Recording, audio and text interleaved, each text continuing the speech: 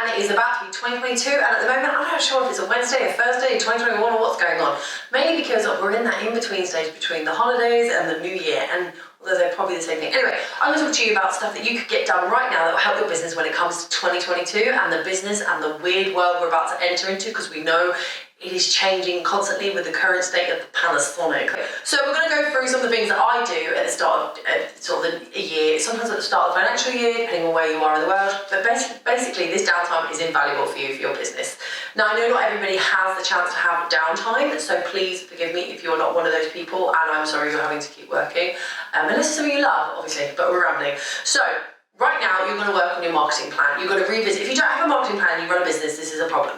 And you might think, oh, it's not really, but it really is actually a problem, because a marketing plan is paramount. It is important to you. It is so good that you can plan everything out, know exactly when marketing for certain events is coming out. So maybe when you're coming up to Valentine's Day, you're whacking out engagement session to remind them that, because a lot of people get engaged in Valentine's Day, but it might also be the summer holidays where you want to do family mini sessions, or perhaps you've got a workshop that you're planning to do. It's all that marketing is planning, but also you can streamline how much time you spend networking, and you go, right, I need to think about drip feeding this workshop that I'm going to do, or I need to start thinking about, oh, people get engaged around Valentine's Day.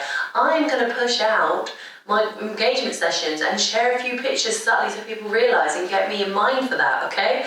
Or you might go, do you know what, I'm a massive lover of peanut butter and it's National Peanut Butter Day soon, and I'm going to share a story about peanut butter and my photos of my food cooking using peanut butter and food photography, and all of that links up, and you're going to spend less time thinking, what do I post, because you've got it all planned out. The time you spend now will help you in dividends later on down the road, and also you will have planned it, so there's no worry about, oh, what do I post today, because you've already sorted it. Top tip, look for the weird dates that fall, like National Pancake Day, which isn't a weird day actually, about, or National Scrunch Day, believe me, there is one. The other one is, you are going to work out your new cost of doing business. Now, like me, one of the top tips I learned really early on is, once I start paying bills, I work out what my daily rate is based on my bills. Every bill I pay in the month, I split it down to how many days a month I want to be working, and each of those days then have to cover a percentage of those bills in order for it to make sense to me, right?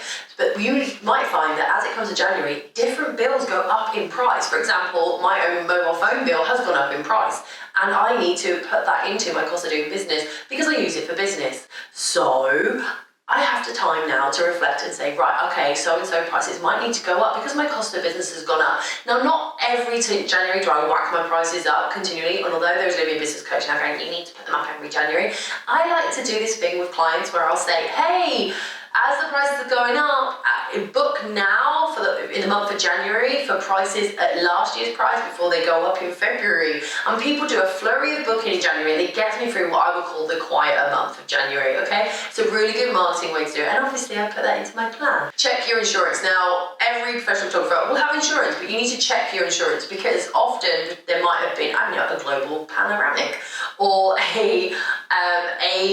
you might have lost the camera or dropped something, and you need to make sure your insurance has covered you in the event something happens. So just check with your insurance company. Maybe you need some more coverage or less coverage. I'm personally with Policy B. Please note that it is an affiliate link, however, in the comments, in the description even below. It is an affiliate link though. I like them because they give me a fair quote, I believe, and they give me the coverage that I needed with my weird choice, because I often have to go overseas and I want to make sure I get that. And obviously now the UK is no longer in Europe. European Union, sorry, I actually have to have special coverage, and I need to make sure that happens. So I've got that. Update then any certificates you might have displayed on the walls of your studio or wherever you work, just so you know they're all current. It's a good time to do that now. Check your emails and your email marketing software for any pingbacks or emails that will fail to be delivered. The reason is you might have addresses in there that are no longer available, or people have unsubscribed, or you've typed it in wrong. So you just want to make sure that does it. And that's a really boring admin task, but now is the time to do it, because it saves you in the long term sending out emails to people that just aren't getting them. There's no point sending it to them. It's a waste of your time. It's just a nice little admin thing to do. And it means that you're not storing information that you don't need to be storing anymore. You're going to clean your desk space or wherever it is you choose to do your editing. And the reason that is because A clear space is basically a clear mind. No, it's not really. It's just so that you aren't losing any bits of paperwork, you can file stuff away, and you feel ready to start the new year. The whole new year, new me thing kind of annoys me, but it's definitely that thing. Start off with a clean slate, and then you can mess it up as you go along, although I get annoyed and throw loads of stuff out in the end. But just go through, make sure you haven't put away some paperwork that you needed it for, or something like that, and it's a good sort of policy to get into. Just clean up. I recently cleaned my keyboard, and I was just what I found. You're going to sort out your client software system, such as I use Studio Ninja, again, affiliate link in the description below, but you know, I use them because they're easy to use and it's easy to update and manipulate and change and find the information I need.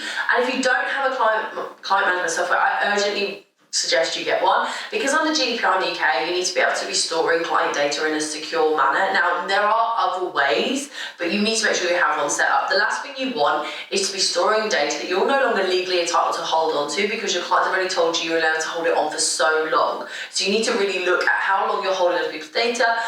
Is it encrypted? And what, you know, also with my clients' software, I can go in and see that Joe blah blah blah booked a shoot on this date and has had multiple shoots and they're a returning client. I can then use that to go, hey, well, so-and-so got married, so they're obviously no longer a wedding client. So I might email them and ask them, hey, since you got married, would you like to join our exclusive family portrait newsletter? Because now they're married, right? So I want to touching base with them too. Then I'm making it an exclusive thing, and I'm just reconnecting with them, and I can do all that with my client management software because I can email them direct and add them to stuff. And then we are going to sort out the inbox, the dreaded inbox. You're going to go through, you're going to unsubscribe to newsletters that you just don't give a damn about. You're going to get rid of that clothing because you just ain't interested in buying those dresses from 2 seasons ago that they're trying to flog at us, okay?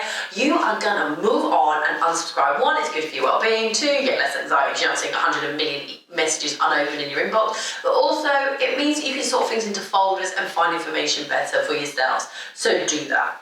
And then finally, you're going to breathe and you're going to relax.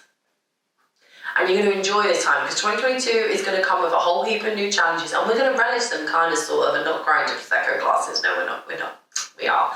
Anyway, I hope this helped. Don't forget to check out my other playlist that I'll put up here that tells you all about helps and advice on running a business, photography. Let me know in the comments below if you've got anything you do it at the start of every new year, except sign up for a gym membership that you never really go to. And I'll catch you all in the next one. Don't forget to like, subscribe, hit that bell button. Take care.